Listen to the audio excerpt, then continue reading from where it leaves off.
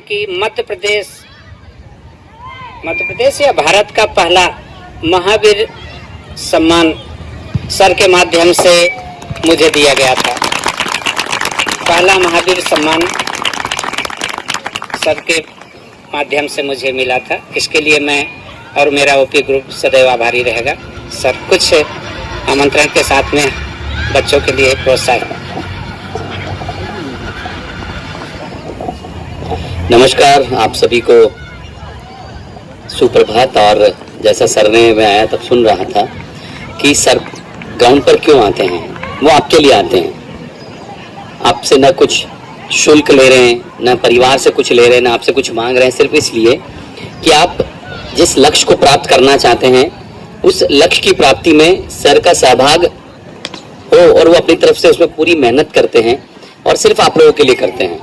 मैंने भी कई बच्चों को भेजा है जिन्होंने यहाँ पर सर के सानिध्य में ट्रेनिंग लेकर के अपने उस लक्ष्य की ओर आगे बढ़े और आज अलग अलग जगह पर पोस्टेड हैं और अच्छी देश की सेवा कर रहे हैं पुलिसिंग में जाकर के। तो आप सब भी इसी बात को मन में रखकर यहाँ पर आए। तो मेरा आग्रह है कि सर अपनी तरफ से पूरी मेहनत करते हैं। वो आपसे भी सिर्फ इतना चाहते हैं कि आप उनसे दुगनी मेहनत करें और उस लक्ष्य को प्राप्त करें जिसे सोचकर आप और आपके परिवार ने आपको यहाँ पर भेजा है। दूसरा जो विषय मुख्य रूप से मैं आज सबकी आपके बीच में रखने आया हूँ, हम पिछले 10 वर्षों से नववर्ष गुड़ी पड़वा आप सब जानते हैं, जिस दिन हमारा नववर्ष प्रारंभ होता है, विक्रम संवत जब बदलता है।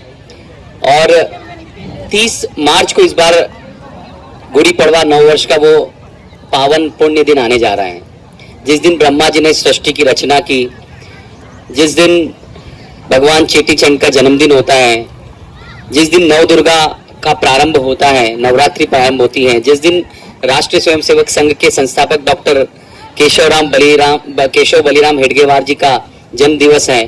तो ये सब इतने सुंदर दिन और अवसर उस दिन आते हैं। तो हम पिछले 10 वर्षों से सामूहिक सूर्य अर्घ्य का कार्यक्रम, उस नए वर्ष के दिन पहला सूर्य अर्घ्य जल चढ़ाने का अपना एक महत्व है और उसे शास्त्रों में भी उल्लेखित किया गया है। तो हम सब उस दिन वहां पर भगवान सूर्य को जल अर्पण करते हैं। जो नव वर्ष का पहला दिन है, हम सबके जीवन में मंगल लेकर आए, हम सबको स्वस्थ, सुखी और निरोग रखे, इस कामना के साथ मेरे देश में शांति सद्भाव हो, इस उद्देश्य को लेकर के, इस भाव को लेकर के हम सूर्य अर्घ्य करते हैं। और बहुत सुंदर वहां पर पारंपरिक लोकगीत संगीत का भी कार्यक्रम होता है, जिससे उस माहौल, आप जब आएंगे मेरे कहने से आपको पता नहीं चलेगा। सर आते हैं हर साल, और आप में से कोई आया है क्या कभी? शायद पूरी बैच चेंज हो गई होगी सर एक साल में। आप उस वहां पर आके उस कार्यक्रम को और उस वातावरण की अनुभूति कीजिए कि सुबह 6:15 बजे वहां पर कैसा लगता है।